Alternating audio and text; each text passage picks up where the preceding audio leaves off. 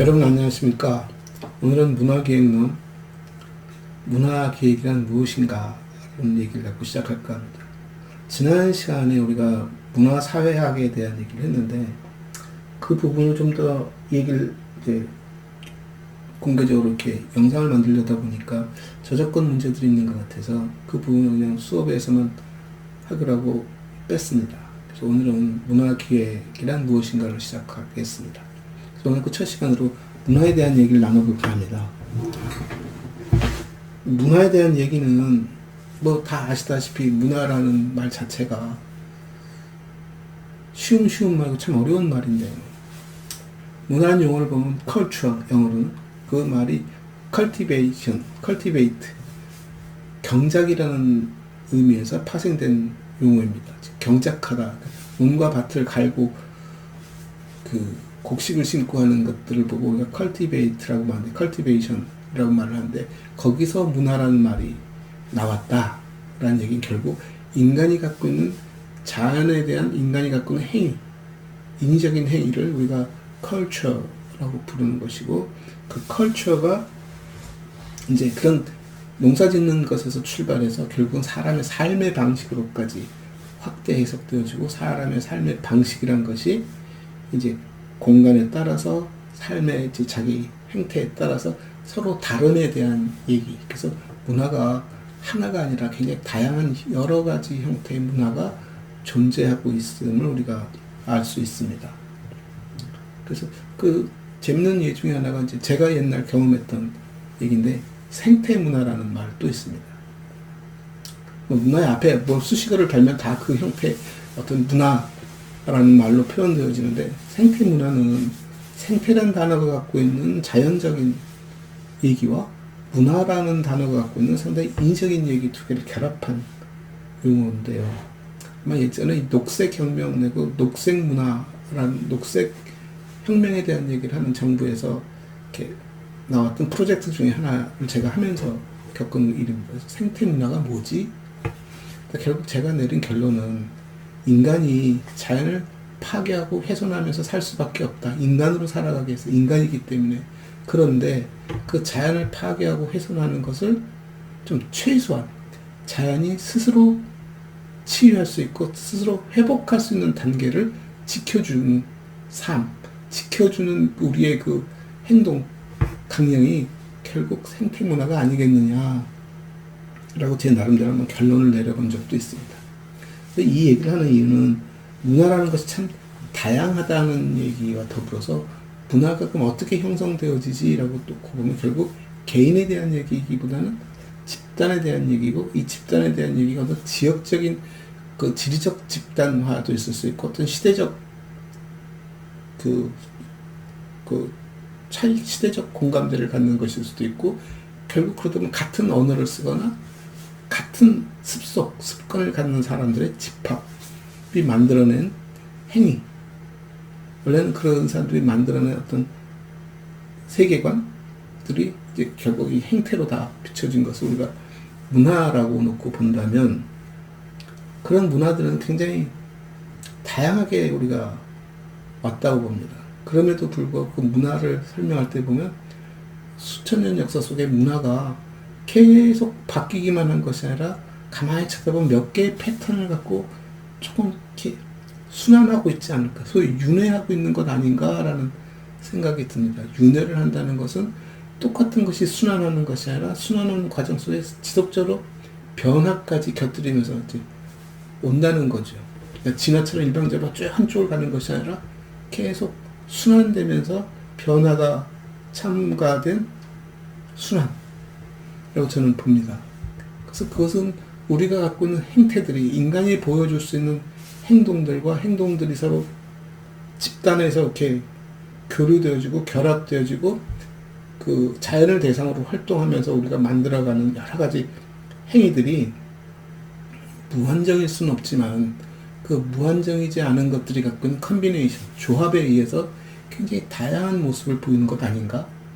그러니까 시대적으로 큰 틀에서는 유사한 것들이 보이면서 이것이 그 새로운 작은 것들에 의해서 변화되어지면서 또 독특한 모습을 갖고 가는 거죠.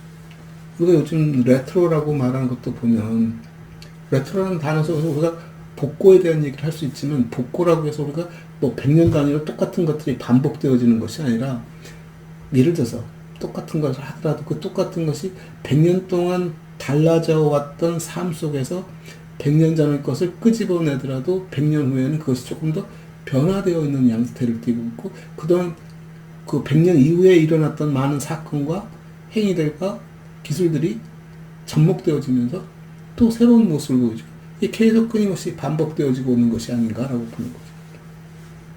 그럼에도 불구하고 지식 반복되어진다 해도 끝없이 성장하고 있는 거죠. 폐기되어지기도 하고 생기기도 하고 필요 없으면 폐기되고 변질되고 생성되고 하면서 계속하는 그러니까 예전 것이 다시 복구로 끌고 가는 것이 아니라 폐기되어지고 오는 것이 지식이고 문화는 계속 순환하고 있는 것 아닌가. 이건 제 스스로가 그냥 추론해보는 얘기들이고 많은 책을 읽었어도 그런 모습들을 충분히 제가 끄집어낼 수 있겠다라고 생각합니다. 그 인간의 삶이 보여줬던 모습들이 도구가 바뀌고 환경이 바뀌고 기술이 바뀌면서 그 행태들이 조금씩 거기에 적응되어지고 약간씩 변화되어지면서 보면은 본질적으로는 거의 비슷한 모습들을 주기적으로 보이지만 나타나는 현상들은 달라 보일 수밖에 없어 보인다는 얘기를 드리는 것이고 그 속에서 생산되어진 지식이란 것은 그 시대와 그러니까 그 시대의 문화와 그 시대의 삶을 잘 드러낼 수 있고 거기에 적절하게 적합하게 필요한 것들이 생산되어지기도 하고 필요 없거나 틀린 것은 폐기하고 그렇게 성장하는 것 아닌가라고 봅니다. 그 과정에 이제 왜 문헌정보학이 문화기획을 다루지? 문화를 기획한다는 것이 갖는 의미가 뭐지? 이제 앞으로 나눌 얘기겠지만 우리가 그 굳이 도서관이 문화기획을 얘기하고 문화를 말하는 이유가 뭘까? 도서관도 역시 문화 산물이지 않을까라고 보는 겁니다. 도서관이 문화 산물인 이유는 도서관의 역사를 보면 5,000년의 역사가 결국 기록의 역사와 맞물려 있는 것이고 기록이라는 행위 자체가 상당히 인위적인 방법으로 우리의 소통을 우리의 커뮤니케이션과 우리의 삶을 족적을 남기는 작업을 말하기 때문에 아마 인간의 욕구가 그렇게 표현되어질 것 아닌가. 좀 진화하면서 서로 소통하고 서로 공감했던 것들을 좀 더 시간을 끌고 갈 수 있고 그걸 유지할 수 있고 그걸 뒤돌아볼 수 있는 작업이 이제 기록이라면 그 기록의 발전이 결국 도서관의 발전으로 이어지는 것이고 도서관이 성장하는 과정 속에서 전 세상을 얘기하는 것은 아니지만 그런 어떤 한 부분을 차지하고 가는 것은 그 기록의 의미와 기록의 가치가 어느 정도 남아있고 그것이 남겨있으면 어떤 영역에서 남아있을까를 지켜보는 과정 속에서 문화라는 것과 크게 다르지 않겠다. 그러니까 우리 인간의 활동 속에서 필요로 나오는 것이 있는데 그럼 도서관의 문화가 도서관이란 기술이 도서관이란 기능이 무엇을 위해서 존재하지? 라는 이제 입장에서 제가 추론컨대 또는 제가 앞으로 가설적으로 얘기를 하는 것일 수 있습니다. 그렇기 때문에 우리가 문화기획론이라는 과목을 만든 거고요. 그 가설적 속에서 그럼 도서관이 감당하고 있는 문화와 어떤 관련성이 있는가? 근데 결과론적으로 결론부터 제가 가설적 얘기를 하자면 도서관은 결국 그 문화의 사이클링을 할 수 있는 출발점, 마중물 같은 역할을 하는 것이 아닐까?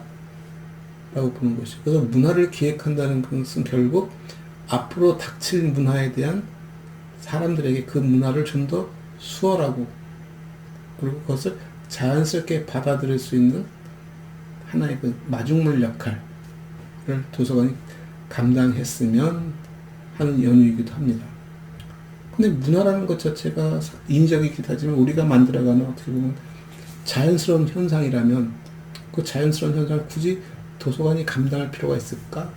근데 문화는 보면은 이게 꼭 맷돌 돌리듯이 돌아가기 때문에 어딘가는 마찰이 일어나고 이 마찰의 시간이 경과해서 갈고 닦아지면서 우리가 뭐 콩물을 만들어내듯이 콩이 갈리고 닦이는 작업이 있는데 갈리고 닦더라도 우리 목적이 콩물이라면 조금 더 부드럽고 조금 더 골고루 잘 관리하지 않을까라는 얘기를 하는 것이죠. 이것이 길어지면 결국 우리가 기획하는, 우리가 의도하는 문화라는 것이 방향성이 있고 어떤 그 출발할 수 있는 어떤 비전이 있는 거라면 도서관은 그걸 서포팅 해주는 기관, 그 지역사회가 같이 더불어 살아갈 수 있게 해주는 그 서포터 해주는 기관이라고 놓고 보면 당연히 그 마중물 역할을 해야 하지 않을까라고 놓고 보는 것이고, 그 마중물이라는 단어를 저는 리터러시라는 용어로 표현하고 있습니다. 그래서 문화라는 것이 갖고 있는 의미는 그렇게 우리가 쳐다보는 게 맞겠다. 저는 그렇게 본 거거든요. 그래서 아까 생태 문화를 얘기하고, 우리가 생태 문화를 이게 자연을 훼손하지 않고 자연의 훼손을 최소화하면서 자연이 자기 스스로 치유할 수 있는 시간을 줄 수 있는 그런 행동들이 뭘까 했을 때, 소위 말하는 우리 지금 녹색에 대한 얘기, 또는 그 다음에 우리가 지금 탄소 절감에 대한 얘기, 탄소 중립이라는 거죠. 이런 얘기들이 그냥 자위의 기술에 의해서 움직이는 것이 아니라 그 기술이 자연스럽게 우리 시민들에게, 우리 주민들에게, 우리 구성원들에게 잘 전파되어서 좀 더 그것이 원활하고 빠르게 돌아갈 수 있게 만들어주는 것이라고 놓고 본다는 거죠. 그래서 제가 한 가지 예를 들자면, 우리가 지금 스마트폰을 쓰는데, 뭐 다른 걸 들어도 마찬가지죠. 스마트폰이라는 기기가 새로 나왔을 때, 소위 그것을 생산한 사람 입장, 그 기술을 만든 사람 입장에서 저 스마트폰이 좀 더 잘 팔리고 잘 쓰여지기를 기대할 겁니다. 그래서 그 시장에 내놓았을 때 그게 광고도 하고 여러 가지 방법을 통해서 스마트폰을 잘 쓰게 하겠죠. 근데 어떤 사람에 의해서 스마트폰이 만들어지고 누가 그 스마트폰을 쓰는가 보면은 기술을 끌어올리는 집단이 있습니다. 기술자이기 이전에 한 집단들이 새로운 것에 대한 목마름, 변화에 대한 추구, 지금 갖고 있는 것에 대한 불만들, 그 좀 더 업그레이드하고 싶은 욕심들, 그 욕심들을 끄집어내서 누군가가 기술적으로 혁신을 통해서 새로운 기술을 만들어내면 이 사람들은 그걸 따라 씁니다. 그래서 그 사람들 간에도 계층이 많겠죠. 제일 빠른 사람들, 우리가 얼리 어댑터라고 해서 이 사람들은 새로운 기기가 나오거나 기술이 나면 그걸 제일 먼저 써보고 거기에 문제 제기를 하고 계속해서 베타 버전을 만들다 최종적으로 파이널리 물건이 나오면 그 물건이 이제 그 집단들에 의해서 사용되기 시작해지고 그 문화가 이제 형성되어지는 것이죠. 그 과정에 이미 나이 든 분들 또는 그것을 사용하는 환경으로 좀 멀리 있는 사람들에게는 점점점 늦게 들어가겠죠. 그 온도가 쭉 체온이 올라가서 쭉 퍼질 때 가장 늦게 도달하는 사람들인데, 이 늦게 도달하는 사람과 먼저 쓰는 사람들의 갭이 너무 커지면 새로운 기술이 올라가기도 쉽지 않고 새로운 어떤 변화를 도모하기가 쉽지 않다는 것이죠. 그래서 가능하면 이 집단을 좀 더 속도를 맞춰주는 것도 필요하지 않을까? 그래서 스마트폰을 어린아이에게 주면 어린아이는 빠르게 받아들입니다. 왜냐하면 새로운 것에 대한 받아들이는 흡수력이 높기 때문에 이해도도 높고, 그리고 어른들 중에 그것을 좋아하는 사람들은 그걸 쉽게 씁니다. 쉽게 쓰는 것은 이미 그것을 자기들이 의도했기 때문에, 기다렸기 때문에 하고 싶은 일들을 할 수 있게 해주는 것이니까. 근데 이제 나이 많으신 분들은 그걸 쓸 기회도 없고, 기회가 없다기보다 쓰고 했다는 욕구가 거의 없는 상태죠. 욕구가 없는 사람들에게 어떤 기술을 주고 쓰라고 했을 때는 제일 좋은 것은 그 기술을 잘 가르쳐주는 게 중요한 것이에요. 그러니까 자동차 문화가 와도 마찬가지죠. 자동차 운전을 잘 가르쳐줬다고 해서 이 사람들이 차를 끌고 나가지는 않습니다. 이 사람들이 차를 끌고 나가는 것은 차를 끌고 갈 수밖에 없는 환경이 존재하거나 그 환경을 내가 욕구했을 때 비로소 차를 끌고 나가는 거고, 굳이 나갈 필요가 없는 사람에게 차는 무용지물이라는 거죠. 그래서 자동차 운전도 차를 끌고 나갈 필요가 있는 사람에게 필요한 것이지, 지금도 아마 젊은 친구들 중에 자동차 운전면허, 소위 장롱 면허를 갖고 있는 사람이 많을 겁니다. 면허는 땄지만 차를 살 만한 경제적 능력도 떨어지고 굳이 차를 사야 할 만큼 일이 생기는 것도 아니기 때문에. 미국 아이들이 농담처럼 말합니다. 고등학교 때 운전면허를 딱 따고 나면 ABC랍니다.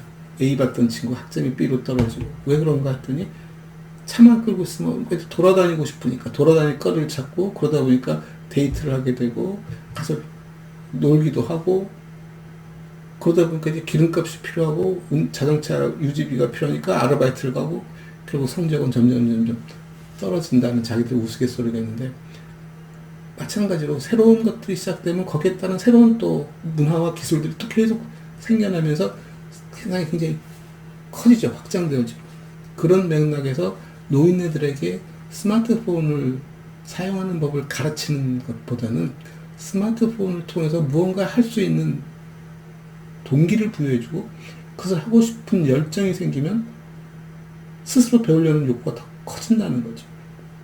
그래서 제가 학생들에게 예전부터 했던 얘기가 뭐냐면 예를 들어서 컴퓨터에 관련된 고등학교를 졸업하고 대학 오면 컴퓨터도 좋은 걸로 바꾸고 컴퓨터를 샀으니까 좀 뭔가 해보고 싶어서 제 개인적인 입장에서 얘기합니다. 컴퓨터 프로그램 언어도 배우고 막 프로그램도 짜고 싶어서 뭐 각종 프로그램 언어를 다 배웠는데 중요한 거는 프로그램 언어를 몰라서 아니라 배웠는데 정작 컴퓨터 앞에서 할 일이 없다는 거죠. 프로그램 언어로 내가 할 수 있는 일이 없다 보니까 배운 프로그램 언어를 써먹을 수가 없고 그걸 써먹지 못하니까 다 잊어버리는 거죠. 중고등학생들, 초등학생도 마찬가지로 무슨 과목을 배우면 그 과목이 현장에서, 현실에서 쓰임새가 있어야 하는데 어떻게 보면 내용들 자체는 어른들 입장에서는 다 필요한 내용 같지만 성장하는 아이 눈에는 그것들이 와닿지가 않거든요.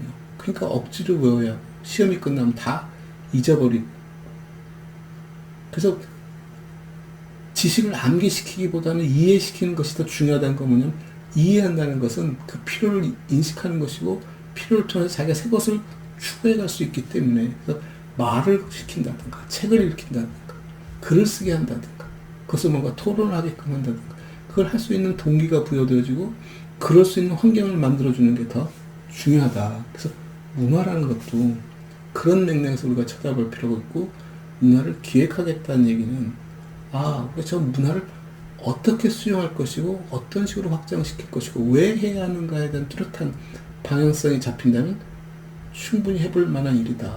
아까 말한 대로 도서관이 갖고 있는 이 사회적 위치가 아마 5,000년 전의 도서관은 지식이라는 단어, 기록이라는 것에 거의 99%, 100%를 소장하거나 그것을 다 관리했던 시절이 있었을 겁니다. 그게 지금 와서는 엄청난 양의 지식 컨텐츠들이 쏟아져 나오는데 그 중에 과연 도서관이 수용할 수 있는 게 몇 프로나 될까에 도서관이 그런 것을 갖고 할 수 있는 일들이 무엇일까를 한번 짚어보는 것도 굉장히 중요한 일이라고 봅니다. 다음 언젠가 기회가 되면 도서관이 차지하고 있는 위치와 도서관이 하고 있는 행위들이 갖고 있는 의미가 무엇인가 한 번 더 짚어보는 문화 얘기와 더불어서 한 번 더 지켜보는 그런 시간을 가져볼까 합니다. 감사합니다.